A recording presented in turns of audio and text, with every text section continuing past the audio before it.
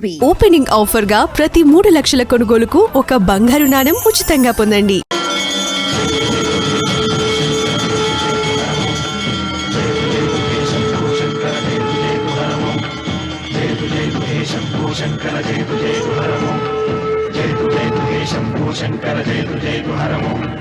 నాగేంద్రహారాయ త్రిలోచనాయ భస్మాంగరాగాయ మహేశ్వరాయ నాగేంద్రహారాయ త్రిలోచనాయ భస్మాంగరాగాయ మహేశ్వరాయ నిత్యాయ శుద్ధాయ దిగంబరాయ తస్మై నకారాయ నమః శివాయ. శంభో శంకర జయ జయ హరమో జయ జయ హే శంభో శంకర జయ జయ హరమో జయ జయ హే శంభో శంకర జయ జయ హరమో. ఇదిగో లోకేశ్వరరావు, అయ్యా రేపు అన్నయ్య పుట్టినరోజు కదా, ఎవరైనా కొత్తగా పెళ్లి చేసుకున్న జంటలున్నారేమో చూడు. అలాగే. ఆగండి ఆగండి, నేను చెప్పేది వినండి. మీకందరికీ తెలుసు, ప్రతి సంవత్సరం శివరామకృష్ణయ్య గారు తన పుట్టినరోజు నాడు పెళ్లి చేసుకునే కొత్త జంటకు తాళిబొట్టు, కొత్త బట్టలు, 2 ఎకరాల పొలం దానం చేస్తారు. కాబట్టి రేపు ఎవరైనా పెళ్లి చేసుకునే వాళ్ళు ఉంటే వచ్చి పేర్లు నమోదు చేసుకోండి.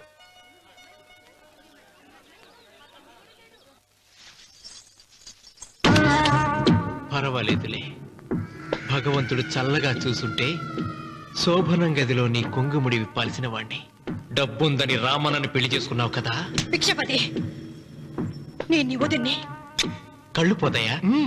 పోనీ, నిన్ను అనుభవించాక కళ్ళేమిటి, ప్రాణం పోయినా పర్వాలేదు. నోర్మి. ఏంట్రా, ఏం చేస్తున్నావు ఇక్కడ? ఏం లేదు నాన్న, పాలేమన్నా ఉంటే ఒక బిందెడివ్వు, నేను కూడా శివలింగం మీద పోస్తాను అంటే నోర్మి అంటుంది. మూసా పోస్తాను వదినా. ఏమా, వాడేమన్నా వాగాడా?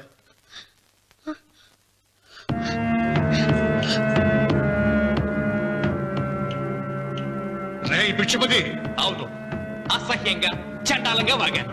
చంపుతావా? చంపు. మీ తాత ముత్తాతలు జంతువులు చంపితే నువ్వు నన్ను చంపు. చంపి నా తల కూడా గుమ్మానికి వేలాడగట్టు. ఇదిగో, పుట్టినప్పటి నుంచి సీత నా భార్య అనుకున్నాను, ఆరాధించాను. నేను తాగుబోతుని, తిరుగుబోతుని, లపుట్టు వేదవునని చెప్పి ఆ సీతకు రామన్న చౌదరి గారికి దగ్గరుండి పెళ్లి జరిపించావు కదా.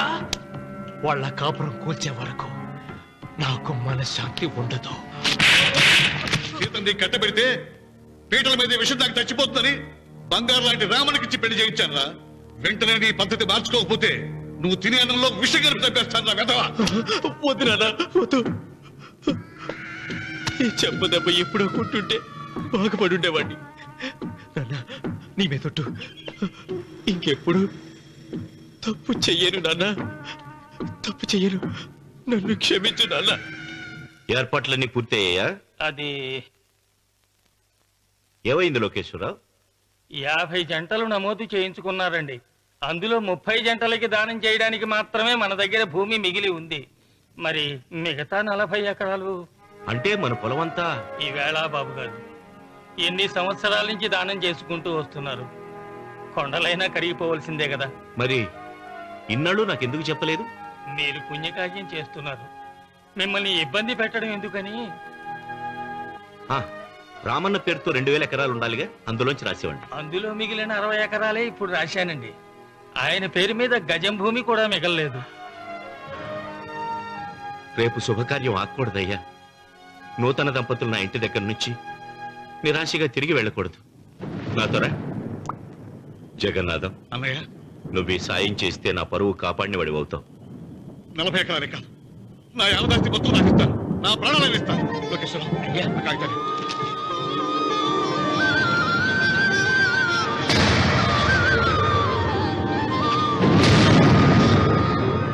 మీ కుటుంబం 10 కాళ్ళ పాటు చల్లగా ఉండాలయ్యా.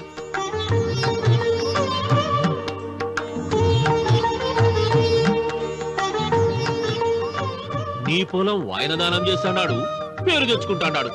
ఇంకా నీకే మిగులుతాది, గబ్బు లేచిపోతావు. తొందర పడకు, చూస్తావుగా. రావుడు, ఈ భోజనాల కార్యక్రమం చూస్తుంటే నాకు తిరుపతి దేవస్థానం గుర్తుకొస్తోందిరా. నువ్వైనా చెప్పచ్చు కదా మీ నాన్నకి, ఈ దానాలకు అంతే లేదా? ఎదుటివాడికి ఇంత పెట్టడంలో ఆయన ఆత్మసంతృప్తి పొందుతున్నారు. ఆ పుణ్యమే ఆయన నిండు నూరేడు బతికిస్తుంది. నువ్వు అన్నం వచ్చింది. ఇదంతా నీ పుణ్యమేరా. అంత మాటలు కదా. హర హర మహదేవ్ శంభో శంకర. ఓం నమః శివాయ. పెదనాన్న ఏం బాబు? పెదనాన్న నాన్న ఏమిట్రా? నాన్న నోరు ఏమిటో చెప్పరా. మా నాన్న నోరు తెరిచి నిన్ను అడగలేక నాకు దస్తావేజీలు ఇచ్చి పంపించాడు. దేనికి? మీరు మా దగ్గర తీసుకున్న పొలానికి గాను రుణపత్రం రాయించుకు రమ్మన్నాడు.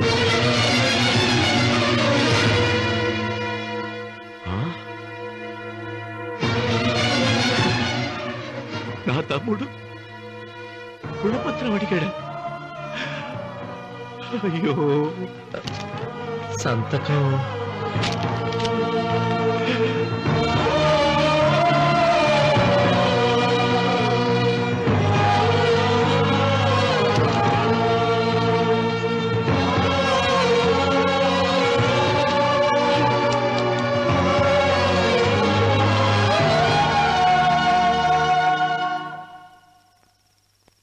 ఏంట్రా తినవేంటి?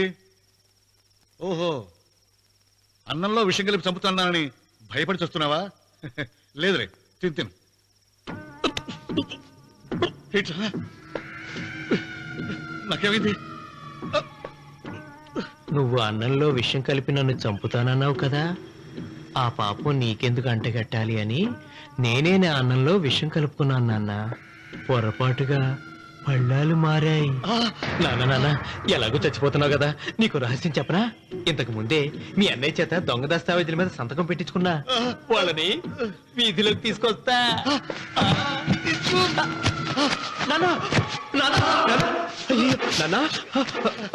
ఈ రేతో నీకు చెప్పాక నేను ఎందుకు బతునిస్తాను? నాన్న చిన్నప్పుడు నీ గుండెల మీద ఆడుకుంటే తెగ ఆనందపడేవాడు కదా, పోయేటప్పుడు కూడా ఆడుకుంటా ఆనందపడే. చల్ చల్ గుర్రం చలాకి గుర్రం, చల్ చల్ గుర్రం చలాకి గుర్రం, చల్ చల్ గుర్రం చలాకి గుర్రం, చల్ చల్. నాన్న నాన్న, అయ్యో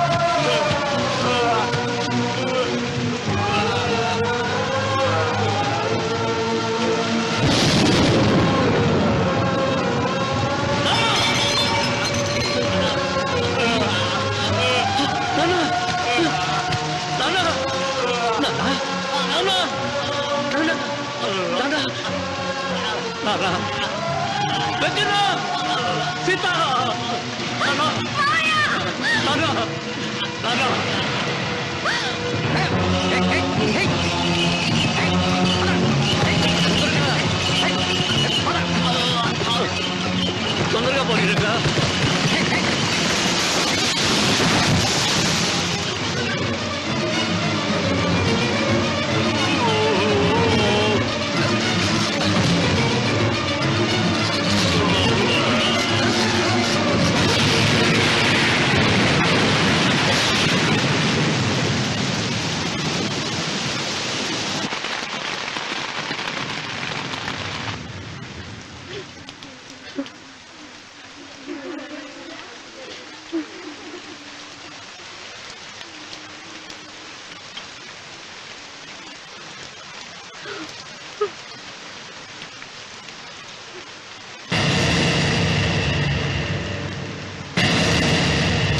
అందరికీ నమస్కారం. ఇది మా పెదనాన్న సంతకం పెట్టిన దస్తావేజు. అక్కడ మా నాన్న లేడు, ఇక్కడ మా పెదనాన్న లేడు. కానీ మా పెదనాన్న మా నాన్న దగ్గర 50 లక్షల డబ్బు, 40 ఎకరాల పొలం తీసుకున్నాడు. ఏ లోకేశ్వరరావు చెప్పు. అవునండి, నేను సాక్షి సంతకం చేశాను. ఈ అప్పు ఎలా తీరుతుందో ఆ ధర్మాత్ముడి శవం అక్కడి నుంచి తీసేలోపు చెప్తే బాగుంటుంది. బిక్షపతి మతుందా నీకు? ఇదేనా అడిగే సమయం? ఆయన తగలబడిపోతే ఆయనతో పాటు ఈ నిజం తగలబడిపోతుంది. మా అన్నయ్య ఆ ధర్మాత్ముడు రక్తం పంచుకు పుట్టాడు. ఏమయ్యా లోకేశ్వరరావు, మా అన్నయ్యకి మిగిలిన ఆస్తి ఏమిటి? ఈ ఇల్లు తప్ప ఏమీ మిగలలేదండి. సరే, 40 ఎకరాల కింద ఈ ఇల్లు పెట్టుకుంటాను. మిగతా 50 లక్షలు ఎలా ఇస్తావన్నయ్యా? ఏంటో నువ్వు మాట్లాడేది? మా రావుని ఒట్టి చేతులతో నడ్రోడ్డు మీద నిలబెడతావా? సరే, డబ్బు వద్దు, పొలం వద్దు, ఒక్కటిస్తే చాలు. ఏంటది? అది సీత దగ్గరుంది. అది ఇస్తే 50 లక్షల బాకీ రద్దు చేసుకుంటా. సీతారత్నం పుట్టింటి వాళ్ళు పెట్టిన 7 వారాల నగలున్నాయి. అవన్నీ నాకు ఇచ్చేస్తే నేను సరిపెట్టుకుంటాను.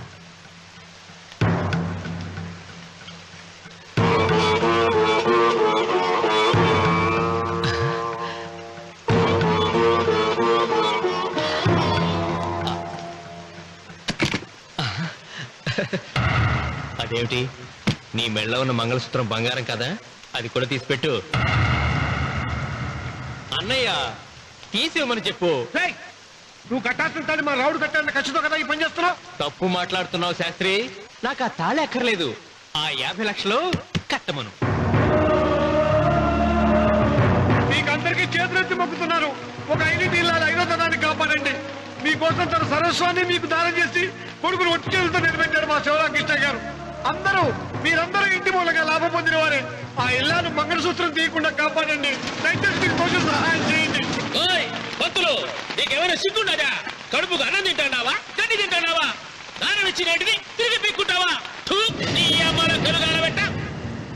ఊరికే ఇచ్చాడా? పుణ్యం కోసం ఇచ్చాడు. చచ్చాక తిరిగి ఇవ్వమంటే ఎలాగండి? ఎవడు దానం చేయమన్నాడండి? ఒళ్ళు కొవ్వెక్కి దానం చేశాడు. అన్నం పెట్టి తిన్నది కక్కమంటే ఎలాగండి? సోము తమ్ముడిది సోకేవో అన్నగారు అనుభవించారన్నమాట. ఏమైనా నిలబడి చూస్తాడారు సిగ్గు లేకుండా? ఈయనే ఉంటే మన కుదేటి అని విక్కుంటారు, మనం వచ్చే పట్టుకొని అడుగు తినాలి. ఏం చూస్తాడే?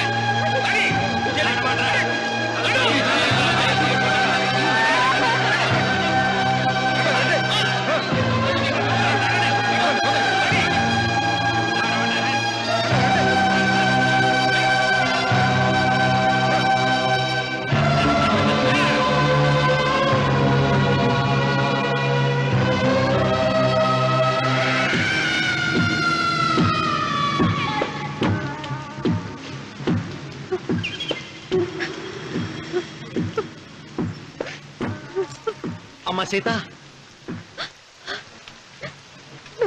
భిక్షపతి, మా వియ్యంకుడు బాకీ ఉన్న 50 లక్షల డబ్బు, 40 ఎకరాల పొలం నీకు నేనిస్తాను, సరేనా? సరే.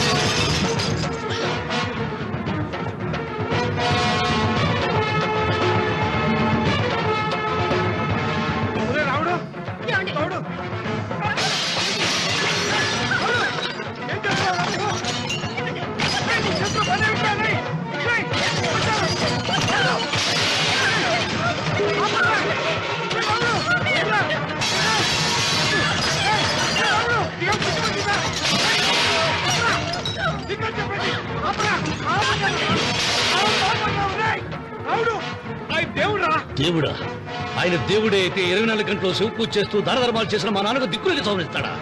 దేవుడి పట్ల అపచారం చేయడం మహాపాపం. దేవుడిని ఎన్నాడు మనం చేసుకునే ఆత్మద్రోహం. అసలు దేవుడే లేడు. దిష్టి బొమ్మలాగా నా ఇంటి ముందు ఆ శివలింగం ఉండడానికి వీల్లేదు. తప్పో ఏమండి? ఏమండి? చిత్ర అటులే. మీరు ఆ శివలింగం జోలికి వెళ్తే నా ప్రాణాలు తీసేసి వెళ్ళండి. నా భర్త దేవుడికి అపకారం చేయడం ఈ కళ్ళతో చూసే కంటే మీ కళ్ళ ముందే చచ్చిపోతాను. నన్ను చంపేసేయండి, చంపేసేయండి. నీకు ఇంటి ముందు శివలింగం దేవుడా, నాకు మాత్రం నల్లరాయి. ఈ రోజు నుంచి నేను ఈ వీధి గుమ్మం నుంచి నడవను. ఆ నల్లరాయిని కన్నెత్తి చూడను. ఆ పెరటి గుమ్మమే నాకు వీధి గుమ్మం. ఇది అంగీకరిస్తుంది. నువ్వు నమ్ముతున్న దిష్టి బొమ్మ కోసం కాదా, ఏ కోసం? లక్ష్మి వచ్చింది. ఇంకా సీతారాముడు. భిక్షపతి గారు తీసుకున్నది 40 ఎకరాలని, మిగతాదంతా కుట్ర అని, ఆ కుట్రలో నాకు భాగస్వామ్యం ఉందని రామన్న గారికి తెలిస్తే నన్ను చంపేస్తారండి. డబ్బు చూసేసరికి ఆశ పుట్టిందా? ఇదిగో ఈ సంగతి ఎవరికైనా చెప్పావో కోసేస్తా. ఒరే భిక్షపతి, నువ్వు నాశనం అయిపోతావురా, నాశనం అయిపోతావు.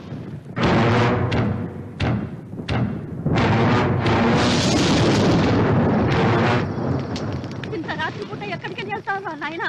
నీకు తెలియదమ్మా, తెల్లారేలోగా ఊరు వెళ్ళి పారిపోకపోతే ఆ భిక్షపతి మనల్ని చంపేస్తాడమ్మా. తొందరగా పద, తొందరగా పద. ఊరుదిలి పారిపోతున్నావా లోకేశ్వరరావు?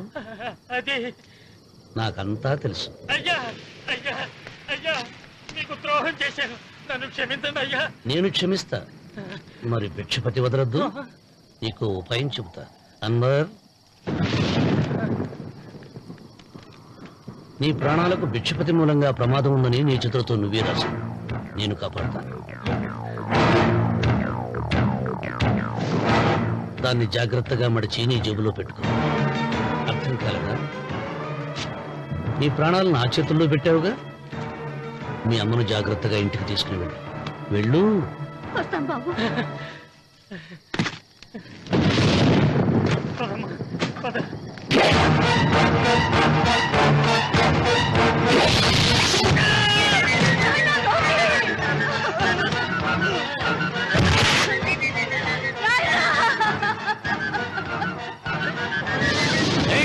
ఎడవకో, ఎడవకో.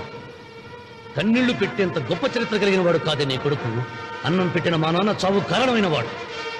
నీ కొడుకుని భిక్షపతి చంపాడని పోలీసులకు చెప్పాలి. అప్పుడే బ్రతికినంత కాలం నీకు నీ మనవరాలకి ప్రాణభిక్ష పెడతాను. లేకపోతే అన్వర్, అయ్యా, వీడి శవాన్ని తీసుకెళ్లి భిక్షపతి ఇంటి ముందు పడే. రాముడు, నువ్వు శ్రీరామచంద్రుడు లాంటి వాడేరా? ఇలాంటి హత్యలు చే. మా నాన్న పెట్టిన పేరు రామన్న, కానీ ఈ రోజు నుంచి నా పేరు రావణ. ఆయన మూలంగా దానాలు పొంది, భూదానాలు పొంది, అన్నదానాలు పొంది, ఆయన కన్ను మూసిన రోజు కన్నీటి విట్కూరు చెప్పలేకపోయిన ప్రతి వాడి బ్రతుకు కన్నీటి పాలు చేస్తా. అవసరం సృష్టికి తల్లి, అనుభవం తెలివికి తండ్రి. ఇది నా తండ్రి చావు నాకు నేర్పిన గుణపాఠం. వెంకన్న, ఆయన దానం చేసిన వేలాది ఎకరాలు తిరిగి తెస్తాను. సూదిమును మోపినంత నేల కూడా వదలను. అప్పటి వరకు మా నాన్న మొరతాడే నా మెడతాడు. ఏమిటిది? నన్ను ఎందుకు అరెస్ట్ చేస్తున్నారు? లోకేశ్వరన్ చంపినందుకు అరెస్ట్ చేస్తున్నాం. నేను అతను తప్పుడు పెట్టి అతని స్వహస్తాలతో రాసిన ఉత్తరం. దీనికి అతను తల్లే సాక్ష్యం.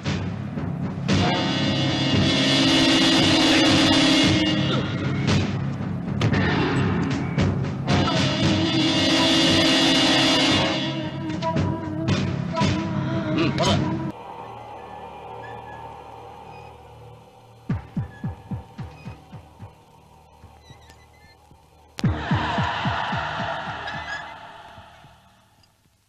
అన్వర్, అయ్యా, 100 మంది పనివాళ్లను ఒక బుల్డోజర్ను ఆలయం దగ్గర తీసుకురా. దాన్ని పడగొట్టించాలి. ఒరే రాముడు, అబ్బాయి పెళ్ళయ్యేంత వరకు ఆగమన్నారు, అంగీకరించాను. ఇప్పటికి ఆగే ప్రసక్తి లేదు. దేవుడి జోడికి వెళ్తే మహాపాపం రా. దేవుడా? వాడి పేరేంటి? శివుడు. మరి బ్రహ్మ, విష్ణువు, రాముడు, కృష్ణుడు, వినాయకుడు, సుబ్రహ్మణ్యం, లక్ష్మి, సరస్వతి, పార్వతి వాళ్ళు దేవుళ్ళే.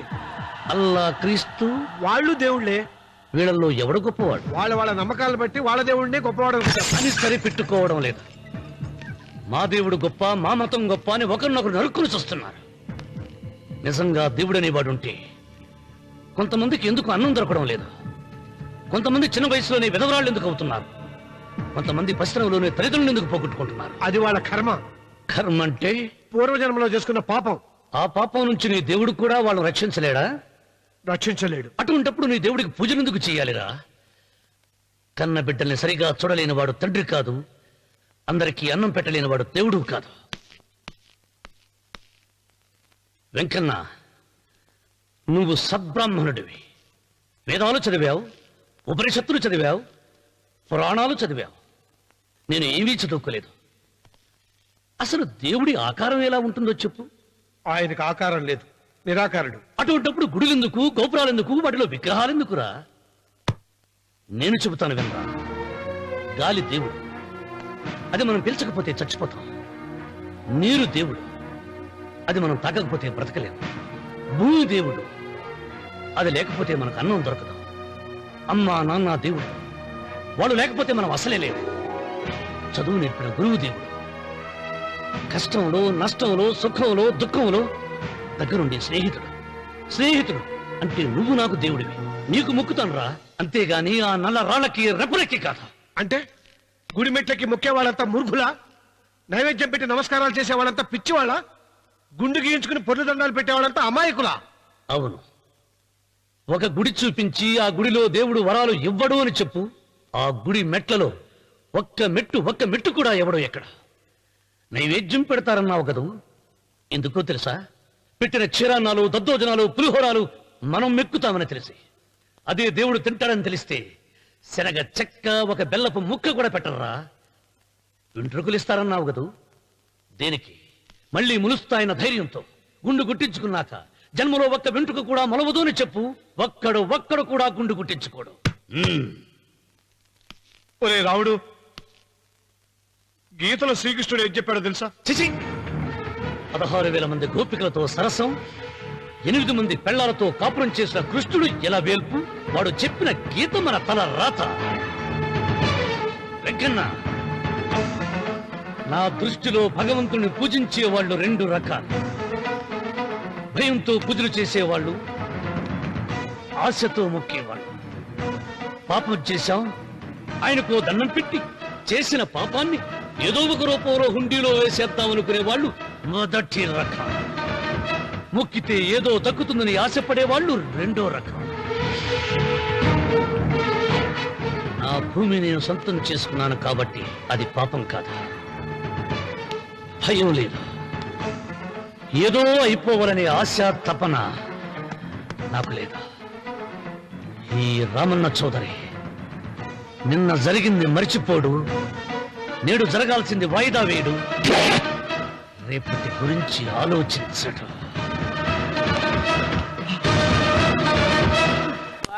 వాస్తు పురుష దేవతాభ్యో నమః. ధ్యాయామి, ధ్యానం సమర్పయామి, ఆవాహయామి,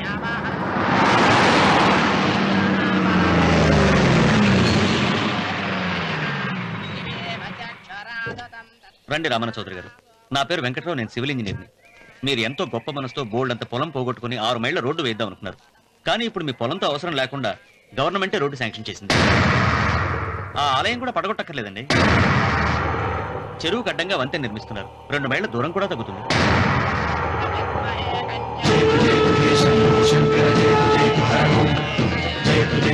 పాట వేయించడానికి నువ్వే వడివిరా, భగవంతుడే వేయిస్తాడు. అమ్మవారి ఆలయాన్ని నువ్వు తాకలేవు. పూలు వేయండి రామన్న గారు. ఆయన ఎవరు? జటాధారి స్వాముల వారు. నీకు తల్లిదండ్రులు ఉన్నారా? లేరు, చనిపోయారు. ఫోటో ఉందా? ఉంది.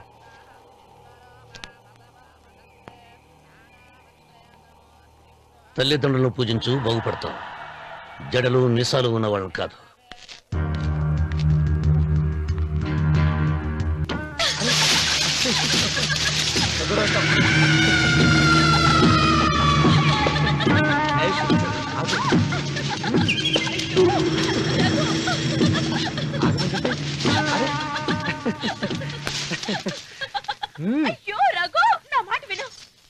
ఏంటి సులోచన ఇది? ఎన్నాళ్ళలో ముట్టుకోకుండా బ్రహ్మచారిలో ఉండమంటావు? అది కాదు రఘు, నా మాట వినా. ఏంటి కాదు? ఇంతకీ మన ప్రేమ విషయం మీ నాయనంతో చెప్పావు లేదా? లేదు. చెప్పవు. నీ వల్ల కాదు. నేనే మా నాన్నతో మన ప్రేమ సంగతి చెప్పేస్తాను. రఘు, ఏమొద్దు, చెప్పేది విను. నేను చెప్పేస్తాను. రఘు, వెళ్ళొద్దు. నువ్వు ఊరుకో. ఒక్క మాట. నేను చెప్పేస్తాను. రఘు, ఆగు రఘు. రఘు,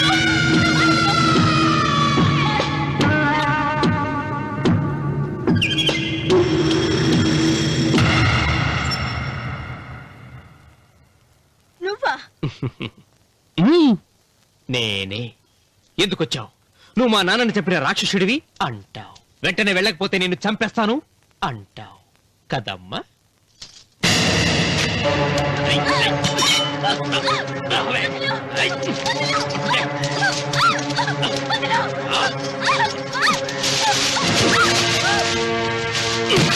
ముసలానా, లే, లే, చెప్పు.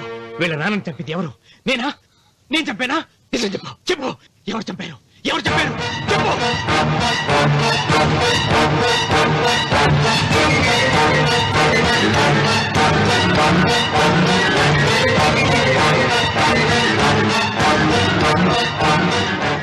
ఇన్నాళ్ళు ఈ నిజం ఎందుకు చెప్పలేదు? నీ ప్రాణం కాపాడడానికి. నీకు నిజం తెలిస్తే నిన్ను చంపేస్తాడేమోనని భయంతో నీకు చెప్పుండదు. పాపానికి ప్రాయశ్చిత్తం కావాలమ్మా. దానికి మార్గం నేను చెప్తాను. మనం ప్రతీకారం తీర్చుకోవాలి.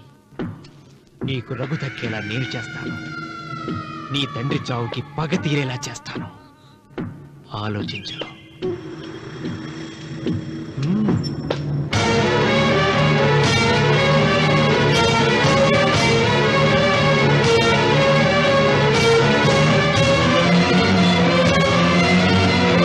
నేను నమ్మను. మా నాన్న దేవుడు. మా తాతయ్యకు జరిగిన అన్యాయానికి ప్రతీకారంగా పొలాలు స్వాధీనం చేసుకున్న మాట నిజమే, కానీ హత్యలు చేసే అంత దుర్మార్గుడు కాదు మా నాన్న. అందుకే చెప్పాను, నువ్వు నమ్మలేవు, నన్ను మర్చిపోమని. సులోచన, అదే నిజమైతే మా నాన్న నిలదీసి నిజమేంటో తెలిసాక ఆ ఇల్లు వదిలేసి వచ్చి నేను నిన్ను పెళ్లి చేసుకుంటాను. అది మహాప్రమాదం. మా మధ్యలో మాట్లాడడానికి నువ్వెవడవి? మీ నాన్న చేసిన హత్యకు 14 ఏళ్లు శిక్ష అనుభవించిన వాణిరా. నీకు నా మీద జాలి రావాలి కానీ కోపం వస్తుందేంట్రా? మీ నాన్న మనస్తత్వం నాకు బాగా తెలుసు. నువ్వు నాగ సులోచన ప్రేమించుకున్నారని తెలిసిన వెంటనే వీళ్ళిద్దరిని చంపేసి వీళ్ల పొలంలోనే పాతి పెడతాడు. నా మాట విను, ఇంకేం ఆలోచించుకో. నా మాట విను.